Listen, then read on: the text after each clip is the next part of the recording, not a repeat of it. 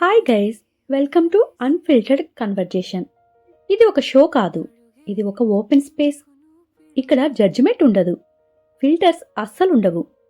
మనసులో ఉన్న నిజమైన మాటలు మాత్రమే మీ ముందుకు వస్తాయి. ప్రేమ గురించి చాలా స్టోరీస్ విని ఉంటాం కదా, కానీ రియల్ ఎక్స్పీరియన్స్ చాలా తక్కువ ఉంటుంది. అందుకే రేష్మా రాసిన కొన్ని సింపుల్ క్వశ్చన్స్ని నేను ఆమెకు బదులుగా ఈరోజు మీ ముందుకు తీసుకురాబోతున్నాను. హాయ్, ఇవాళ మనం ఒక చాలా ఆసక్తికరమైన టాపిక్ గురించి మాట్లాడబోతున్నాం. ప్రేమ. ప్రేమ అంటే ఏమిటి? అది మనిషిని ఎలా మార్చుతుంది? నిజమైన ప్రేమ ఏది? అసలు మీ అభిప్రాయాలు నిజాయితీగా, హృదయపూర్వకంగా చెప్పాలి. సరే, దానికోసం ఒకరు మనతో పాటు కాల్లో సిద్ధంగా ఉన్నారు. వారి మాటల్ని మీరు వినటానికి రెడీగా ఉన్నారా? సరే, ఇక కాల్లోకి వెళ్ళిపోతే. హాయ్. హాయ్, మీ పేరు చెప్తారా? నా పేరు కళ్యాణి. Okay, nice name. ఇప్పుడు మనం థ్యాంక్ యూ. ప్రేమ టాపిక్ లోకి వచ్చేద్దాం. ఓకే, ప్రేమ అనే ఫీలింగ్ మీద మీ అభిప్రాయం ఏమిటి? మనం నిజంగా ప్రేమించగలిగితే చాలా బాగుంటుంది ఆ ఫీలింగ్. ఓకే, ఇంకేమైనా? యా, అంటే ప్రేమ అన్న ఫీలింగ్ అది మనం ఫీల్ అయితేనే తెలుస్తుంది బాగుంటుందని. ఏదో మనిషిని చూసాము, బాగున్నాడు, బాగుంది ఇట్లా కాకుండా ఒక మనిషినితో ఒక్కొక్కళ్ళ అభిప్రాయాలు మ్యాచ్ అయితే ప్రేమించగలిగితే నిజంగా చాలా బాగుంటుంది. ఓకే, అసలు మనుషుల మధ్య ప్రేమ మనిషిని చూసి పుడుతుందా, లేదంటే మనసును చూసి పుడుతుందంటారా? మనసు ముందు కనపడదు కాబట్టి మనిషిని చూసాకే స్టార్ట్ అవుతుంది. కానీ అది ప్రేమ అని ఖచ్చితంగా అవ్వాలి అంటే వాళ్ళ మనసును ఖచ్చితంగా ప్రేమించి తీరాలి. ఓకే, ఫస్ట్ ఇంప్రెషన్ ముఖ్యం అంటారు. అయ్యా, అవును. ఓకే, అసలు ప్రేమకి మరియు ఆకర్షణకి మధ్య తేడా ఏంటి? ఆకర్షణ అంటే సినిమాలో చెప్పినట్టే ఇన్ఫాక్చుయేషన్. ఏదో చాలా మంది చూస్తూ ఉంటాము ఆకర్షణ. ఇప్పుడు సినిమాల్లో హీరోల్ని వాళ్ళని చూస్తాము, బాగున్నారు అనుకుంటాం, అదే ఆకర్షణ. ప్రేమ అంటే ఖచ్చితంగా వాళ్ళతోనే లైఫ్ లాంగ్ ఉండాలి అనిపిస్తుంది, అది ప్రేమ. ఓకే, ఒకవేళ ఉంటే కూడా అట్రాక్షన్ అనేది ఎంతకాలం ఉంటుంది అనుకుంటారు? లేదంటే లవ్? ఎంతో కాలం అయితే నిలబడదు. ఓకే, సరే, మీరు అన్నట్లు లవ్ అనుకుందాం. లవ్ ఎంతకాలం ఉంటుందంటారు ఒకవేళ ప్రేమ పుట్టినాక వాళ్ళ మధ్యలో? లవ్ అయితే లైఫ్ లాంగ్ ఉంటుంది. మనం వాళ్ళతో కలిసి ఉన్నా కలిసి ఉండకపోయినా కూడా చనిపోయే వరకు లవ్ అయితే అట్లా ఉంటుంది వాళ్ళ మీద. ఓకే, సరదాగా ఇప్పుడు కొంచెం మనం పర్సనల్ జోన్ లోకి వెళ్ళిపోదామా? ఓకే. ఓకే, మీరు ఎప్పుడైనా ఎవరికైనా లవ్ లెటర్ రాసారా? లేదండి, రాయలేదు. ఓకే, ఇంతవరకు రాయలేదు. ఓకే, రాయలేదు. మీ జీవితంలో మీరు ఎప్పుడైనా ప్రేమలో పడ్డారా? ఒకవేళ ప్రేమలో పడితే మీ లవ్ స్టోరీ కొంచెం ఏదైనా చెప్పగలుగుతారా?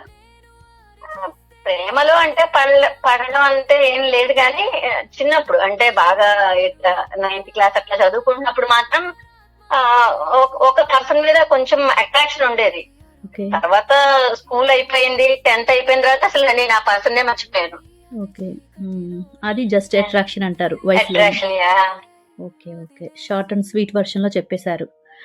ప్రేమలో ఉన్నప్పుడు మీరు మీలో గమనించిన ఒక పెద్ద మార్పు ఏదైనా చెప్పగలుగుతారా?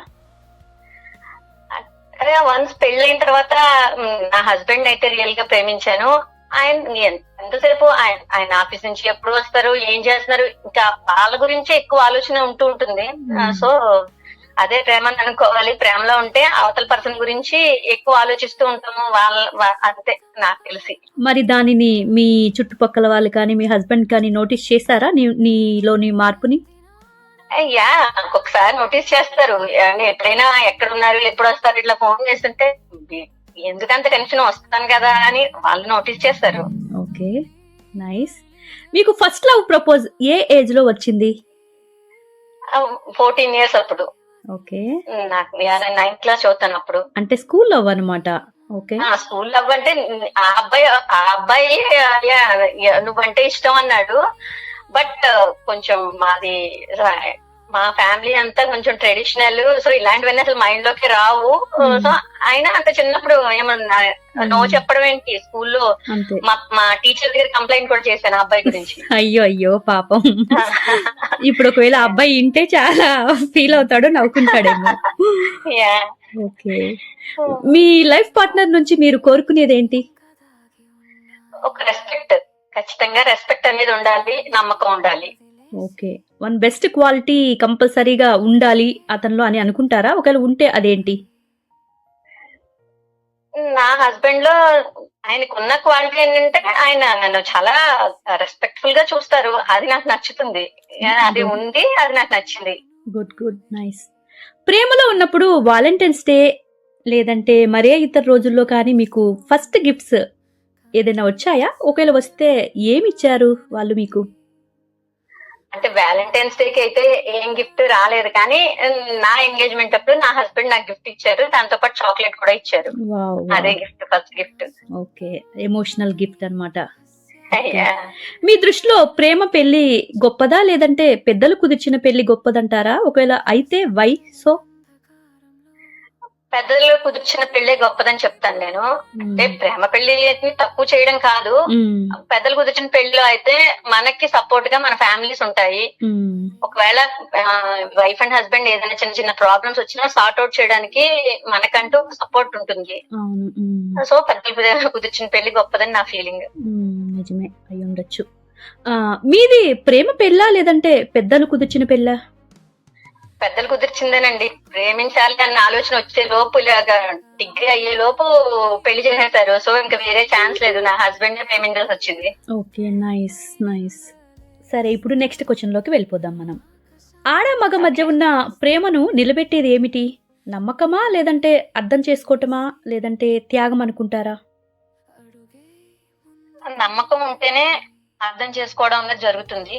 అది ఆటోమేటిక్ గా జరిగిపోతుంది. నమ్మకం అంటూ స్టార్ట్ అయిందంటే పార్ట్నర్ మీద, వాళ్ళని ఖచ్చితంగా మనం అర్థం చేసుకుంటాం. ఓకే. అసలు ప్రేమ ఉంటే త్యాగాలు ఉండాలి అంటారా? నిజంగా అసలు త్యాగాన్ని కోరుకుంటుందా ప్రేమ అనేది? త్యాగం మేబీ ఉంటుంది. అంటే ఫెయిల్యూర్ స్టోరీస్ లో, ఫెయిల్యూర్ లవ్ లో మేబీ త్యాగం ఖచ్చితంగా ఉంటుంది.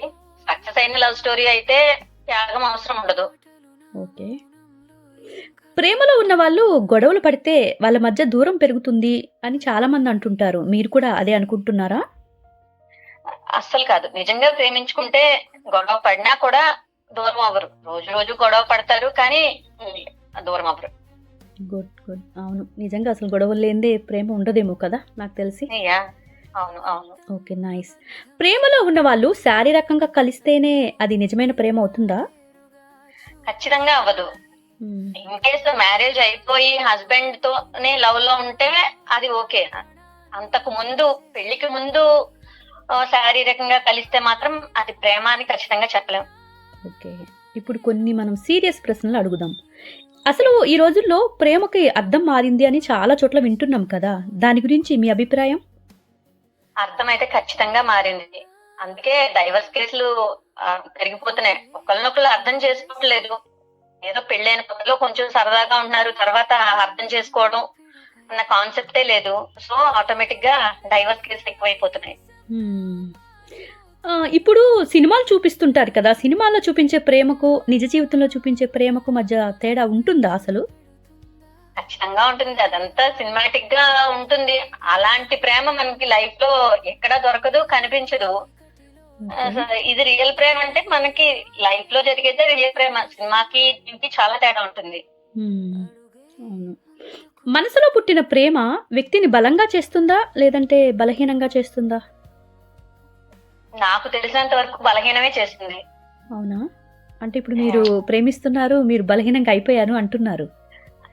అంటే ఖచ్చితంగా అవతల వాళ్ళని ఇష్టపడ్డాక కొన్ని కొన్ని మనల్ని మనం మార్చేసుకోవడం, మన ఆలోచనలు మనం తగ్గించేసుకోవడం, ఇట్లాంటివన్నీ చేస్తాం.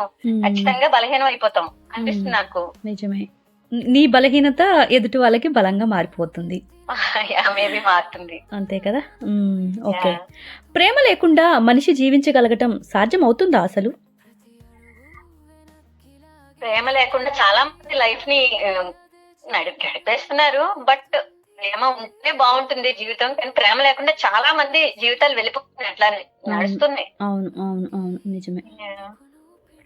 ఇప్పుడు లాస్ట్ అండ్ ఫైనల్ క్వశ్చన్ ఏంటంటే, ఒక మనిషితో మన ప్రేమ ప్రయాణం ముగిసిపోతుంది అనుకుందాం, తర్వాత మరలా మరొక వ్యక్తి మీద మళ్ళీ ప్రేమ పుడుతుందా అసలు? పుట్టదు. ఖచ్చితంగా నిజంగా ప్రేమించిన మనిషితోటి లైఫ్, ఒకవేళ ఆ మనిషితో ఎలాంటి రిలేషన్ లేకపోయినా కూడా ఇంకొక మనిషి మీద ప్రేమ అలాంటి ప్రేమ అయితే పుట్టదు, ఖచ్చితంగా పుట్టదు నాకు తెలిసి. అలాంటిదే ప్రేమ పుట్టకపోవచ్చు, కానీ వేరే విధంగా ఇప్పుడు ఒక మనిషితోటి మనకి కుదరదు అనుకుని ప్రేమని ఎండ్ చేస్తాం అక్కడితోటి. యా ఇక నెక్స్ట్ వేరొకరిని ప్రేమించలేమా? ఆ మనసు ప్రేమించదా? ప్రేమించదేమో అనిపిస్తుంది నాకైతే. ఎవరిని అయితే ఫస్ట్ బాగా ఎక్కువ ఇష్టపడతామో ఆ మనిషితో మనం బ్రేకప్ చెప్పుకున్నా కూడా ఆ మనిషి యొక్క ఆలోచనలే మనతో క్యారీ అవుతాయి. కానీ అవును. వేరే మనిషితో లైఫ్ ఉన్నా కూడా ఆ లవ్ అయితే మాత్రం మళ్ళీ పుట్టదు. మొదటి చేసిన నా ప్రేమనైతే అభిప్రాయం అది. మర్చిపోము అంటున్నారు. యా అవును. ఓకే. చాలా చాలా మంచి అభిప్రాయాలు చెప్పారు. అసలు ప్రేమ అంటే Thank you. ఏంటి అనేది మాకు మా ఇక్కడ వింటున్న అందరికీ కూడా మీరు మీ అభిప్రాయాలను షేర్ చేశారు. Thanks for sharing your heart so honestly. Thank you Anu. Love గురించి మాట్లాడితే ఎప్పుడు ఒక కొత్త కొత్త కోణాలు తెలుస్తూనే ఉంటాయి కదా! సరే. ఖచ్చితంగా. Thank you Kalyani. Bye. Thank you, bye. Anu. Bye. Bye bye.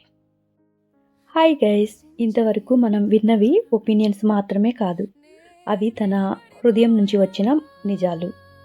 లవ్కి ఒక సింగిల్ డెఫినేషన్ ఉండదు. ప్రతి ఒక్కరికి ఎక్స్పీరియన్స్ వేరు ఉంటుంది. ప్రతి ఒక్కరి మనసులోని మాటలు వేరు వేరు అర్థాలు ఉంటాయి. సో మీకు కూడా ప్రేమ గురించి చెప్పాలి అనిపిస్తే ఒక చిన్న కామెంట్ చేసేయండి, మీరు ఏం చెప్పాలి అనుకుంటున్నది. మరి కళ్యాణి మాటలను విన్నారు కదా. నెక్స్ట్ ఎపిసోడ్లో ఎవరి మాటల్ని ఏమి వినబోతున్నారు అనే దానికోసం ఎదురు చూస్తూ ఉంటారు కదా. మన స్టోరీస్ వినడానికి రెడీగా ఉంటారు అని అనుకుంటున్నాను. This is unfiltered conversation. Let's keep it real always. Bye.